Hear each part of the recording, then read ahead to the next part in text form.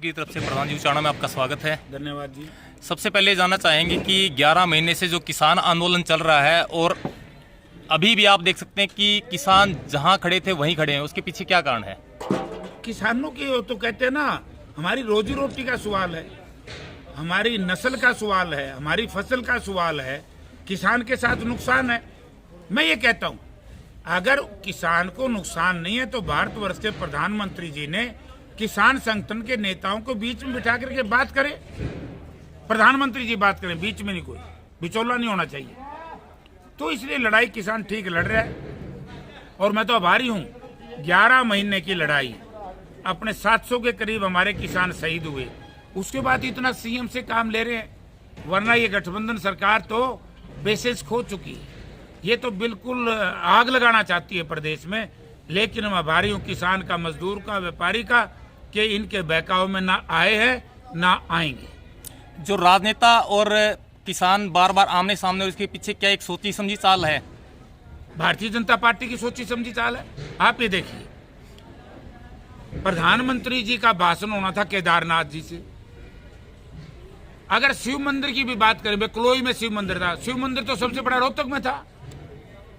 ये मनीष ग्रोवर, ये अरविंद शर्मा, ये जानबूझ करके उस गांव में गए ताकि चौधरी भूपेंद्र सिंह हुड्डा की और उनके बेटे दीपेंद्र की, जो दीपेंद्र तो आप देखे ना, 42 साल की उम्र में चौथी बार सांसद है। इस देश में आज तक कोई रहा हो तो कोई पार्टी का नेता बता दो कोई रहा हो, तो उस छोटे नौजवान बच्चे की फिजा को खराब करने के लिए, उसकी शोहरत को खराब करने का प्रयास किया जाए।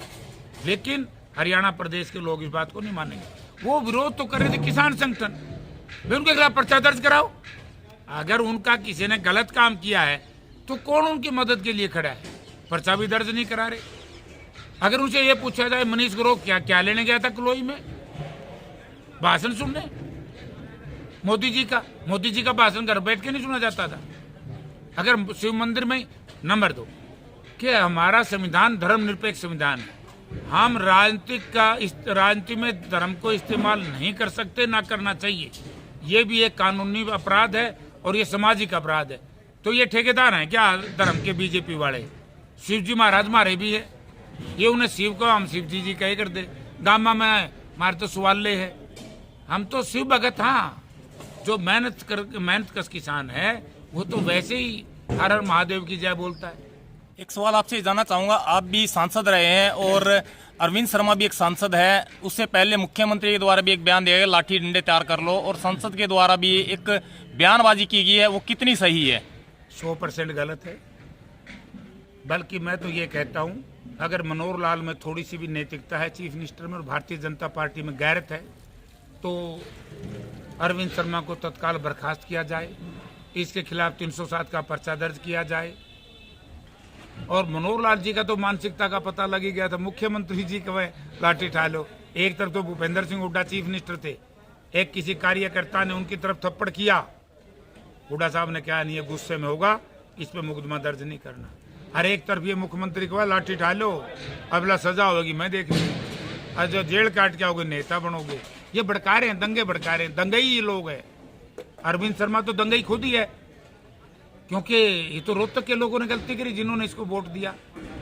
अरे सब्जी खरीदने तो नहीं जाओ, वह कहानी नहीं हो, गलियों ही नहीं हो, और वोट देने तो कौन देखे। एक तरफ दीपेंद्र सिंह था, एक तरफ अरविंद शर्मा। अरविंद शर्मा का इतिहास तो अपराध से जुड़ा हुआ है। इन्हें तो बहुत जवानी में मर्डर कर दिए थे, आर्थिक अपराधी है, कितने लोगों से मुकदमे हैं। तो ये झूठ बोलने के आदमी हैं। तो इसलिए इनकी बात पे अब क्या मैं ज्यादा चर्चा नहीं करना चाहता। सरकार द्वारा दावे किए जाते किसान की फसल का एक एक दाना लिया जाएगा, और जबकि जगह जगह किसानों के द्वारा जाम लगाए जा रहे हैं फसल ना बिकने के हेतु और खाद ना मिलने पर। तो सरकार अपने दावों में कितनी सही और कितनी सच्ची साबित हो रही है? कहते ना, लोक लाज से चलता है। दुष्यंत में लोक लाज नाम की चीज नहीं, चौधरी देवलाल के नाम को कलंकित कर दिया और वो सच्ची साबित कर दी कि लुटेरे प्रवृत्ति के लोग हैं ये।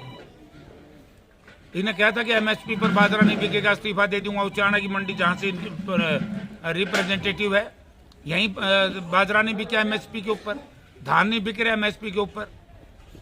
को आज विजिलेंस जांच करा लो, हाईकोर्ट के सीटिंग जज से जांच करा लो। कैथल में, कलायत में, कुरुक्षेत्र में, हिसार में, उचाना में भी बने। कोई एक पीआर की पूरे भाव था 1960 रुपये, 1700 से ऊपर कोई नहीं बिकी। ये जो क्या है, ये राइस मिलर्स अफसरों से मिलके, सरकार के मंत्रियों से मिलकर के, कौन है इसका फूड सप्लाई का मंत्री, आपको मालूम है? आपको ज्यादा पता है? आप बताओ ना आपको कौन ज्यादा है? पता है, हमें तो पता, आपको भी ज्यादा पता है। फिर नाम बता दो ना उसका, ताकि डिप्टी सीएम ही है। हाँ, डिप्टी सीएम है। डिप्टी सीएम ने शर्म नहीं आती? किसान का नाम, किसान के नाम के ऊपर कलंक है। वहां से 1200 रुपए, 1300 रुपए किसान, जो मंडी नहीं है, हुड्डा साहब ने यही कहा था कि भाई मंडियों को बढ़ाओ, इसका विस्तार करो। उसका जीता जागता उदाहरण दो। 2 मंडी हुड्डा साहब के टाइम में उचाना में बन ली, हुड्डा ने बढ़वाई थी ना ये, और तो किसी ने नहीं बढ़ाई। तो इस करके ये झूठ बोलते हैं, कोई दाना नहीं बिका। लोग मजबूरी में बहुत आधे रेट पर बाजरा बेच के गए हैं, आधे रेट पे 300-400 रुपए प्रति क्विंटल के हिसाब से राइस मिलर को लाभ हुआ है। और राइस मिलर के साथ जो क्षेत्रीय नेता इस इलाके के, वो मिले हुए हैं, किसी पार्टी के भी हो। अगर वो मिले हुए नहीं है, उन्होंने आकर के विरोध करना चाहिए, चाहे बीजेपी का हो चाहे जेजेपी का हो। अगर वो विरोध नहीं करते, वो भी भ्रष्ट है। एक बड़ा सवाल ये है, जब मोदी सरकार बार बार कहती है कि किसान अपनी फसल को जहां मर्जी बेच सकता है, तो एक स्टेट से दूसरी स्टेट में जो रेट का डिफरेंस है, अगर किसान फायदे के लिए वहां फसल लेके जाता है तो उसको पकड़ा क्यों जाता है, उसके खिलाफ कार्रवाई क्यों की जाती मैं है? यही कह रहा हूँ, कि झूठ बोल रहे हैं, पूरे देश में नहीं बेच सकते। यही आज ये पर्चे दर्ज हो रहे हैं आड़तियों के ऊपर। कितने आड़तियों में पर्चे दर्ज हो चुके हैं? तू दूसरी स्टेट से धान क्यों आई है तेरी दुकान पे? ये कुछ नहीं, झूठ बोलते हैं। एक आपकी पार्टी को लेकर सवाल है, जो जोश बड़ौदा उपचुनाव में नजर आया पार्टी में, वो इलाहाबाद उपचुनाव में नजर नहीं आया, उसके पीछे क्या कारण है?